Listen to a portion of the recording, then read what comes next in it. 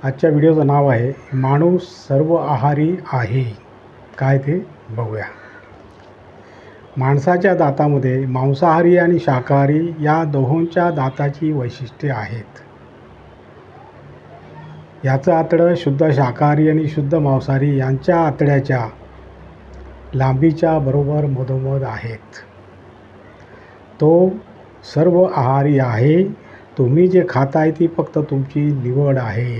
अरे बापरे, काय मित्रांनो, बघूया. शाकाहारच श्रेष्ठ म्हणणारा किंवा मांसाहारच श्रेष्ठ म्हणणारा माणूस याचा IQ जगात कुठेही न फिरता आपला देश सर्वश्रेष्ठ आहे किंवा कोणत्याही धर्माचा कसलाही अभ्यास न करता आपला धर्म श्रेष्ठ आहे असं म्हणणाऱ्या माणसाचा बुद्धिमत्ता निर्देशांका इतकाच असतो, शून्याच्या खाली. आयुष्यभर आपण जो आहार केला आहे तो इतर काही न चाखता श्रेष्ठ कसा म्हणावा? बरं, इतर काही चाखलं आणि ते आवडलं नाही तर त्याच्यावर फुली मारणंही चुकीचं आहे. आपली प्रत्येक चव आवड ही अक्वायर्ड टेस्ट असते.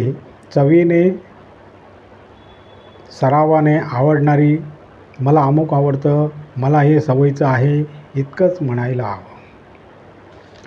पण माणसं आपली मतं आणि धारणा इतरांवर लादू पाहतात.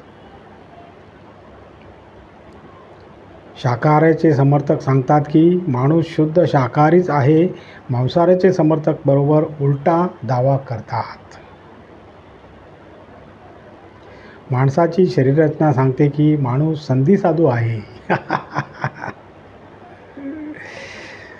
वेगवेगळ्या युगामध्ये त्याने वेगवेगळा आहार करून आपली प्रजाती टिकवलेली आहे. त्याच्या दातामध्ये मांसाहारी आणि शाकाहारी या दोहोंच्या दातांची वैशिष्ट्ये आहेत. त्याचं आतडं शुद्ध शाकाहारी आणि शुद्ध मांसाहारी यांच्या आतड्याच्या लांबीच्या बरोबर मधोमध आहे.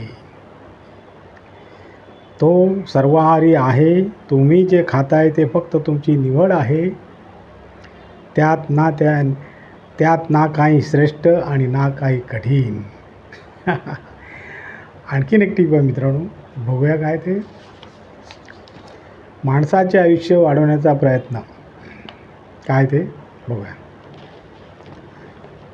औषधी किंवा जैव तंत्रज्ञान मार्गाने वृद्धत्वाच्या प्रक्रियेला मंदावण्याचा किंवा त्यातील त्रास कमी करण्याचा प्रयत्न केला जात आहे.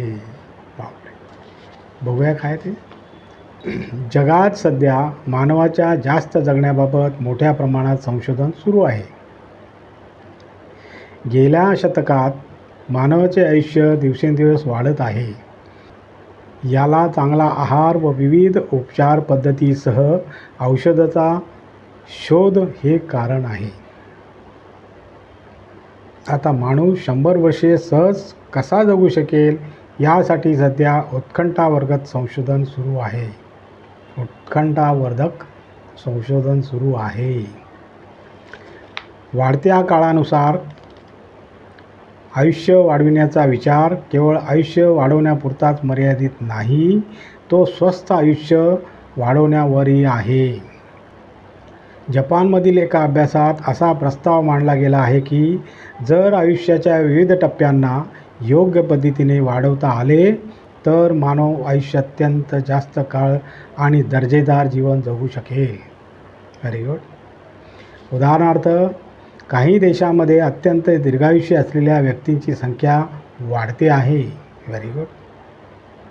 आणि त्या व्यक्तींच्या जीवनशैलीतील व जीवनचरित्र्यातील काही वैशिष्ट्ये अभ्यासल्या जात आहेत. त्याचवेळी एक मोठा प्रश्न आहे की मानव आयुष्याला कोणती जैविक मर्यादा आहे. काही अभ्यास असा सुचवितात की वाढत्या वयासोबतच मृत्यूचा दर तितक्या वेगाने बदलत नाही आहे. म्हणजे उच्च वयापर्यंत जीवित राहणे हे शक्य आहे हे संकेत मिळाले आहेत. परंतु इतर अभ्यासात सांगतात की सुधारणा पूर्वीसारखी जलद नाही आणि काही आयुष्याचा मर्यादा जवळपास येत आहे असा संकेत देखील आहे. या क्षेत्रातील सध्याचे संशोधन कार्य मुख्यत्वे 3 दिशांनी पुढे चालले आहे. जे लोक असाधारणपणे आयुष्य जगतात, उदाहरणार्थ 100 वर्षे किंवा त्यापेक्षा जास्त, त्यांचे जीवन, जीवनशैली, जैविक वैशिष्ट्ये याचा अभ्यास सुरू आहे. मेंदू, हृदय, स्नायू, प्रतिकारशक्ती यासारख्या प्रमुख प्रणालींची वृद्धत्वाबरोबर होणारे बदल यावरही संशोधक अभ्यास करीत आहेत. औषधी किंवा जैवतंत्रज्ञान मार्गांनी वृद्धत्वाच्या प्रक्रियेला मंदावण्याचा किंवा त्यातील त्रास कमी करण्याचा प्रयत्न केला जात आहे. अर्थात मानवाचे जीवनच उंचावण्याची सुरू असलेले ही सर्व संशोधन अजून प्रारंभिक अवस्थेतच आहे.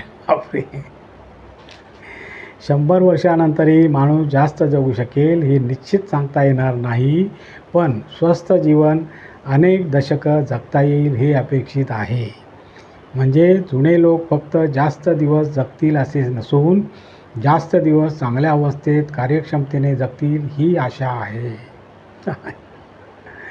आणि अशा प्रकारे मित्रांनो, आजचा आपला व्हिडिओ संपलेला आहे. आणि तुम्हाला जर माझा व्हिडिओ आवडला तर लाईक करा, शेअर करा, सबस्क्राईब करा आणि कॉमेंट जरूर करा. नमस्कार. जय हिंद.